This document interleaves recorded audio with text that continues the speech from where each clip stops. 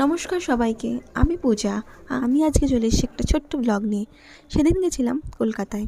তাই ভাবলাম যখন যাচ্ছি কলকাতাতেই, তখন কেননা নতুন যে মেট্রোটা স্টার্ট হয়েছে সেটা একবার উপভোগ করা যাক।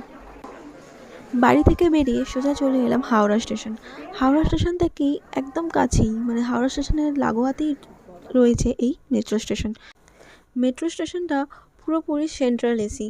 ঢুকতেই অনেক বড় জায়গা নিয়ে তৈরি। অনেকেই জানো বা হয়তো জানো না, তাই বলে রাখা ভালো, এটি ভারতের বৃহত্তম জলের নিচে তৈরি টানেল। এটার যে দৈর্ঘ্য 10.8 কিলোমিটার, বলতে গেলে 6.7 মাইল, এবং প্রস্থ 5.5 মিটার, যা 18 ফুট 1 ইঞ্চি। তো যাই হোক, প্রথমে আমরা মেট্রো স্টেশনে ঢুকেই এক্সেলেটার করে নিচে নেমে গেলাম। এবার এখানে এন্ট্রিটা ছিল, তার আগে আমাদের টিকিটটা কাটতে হবে। তো আমরা টিকিট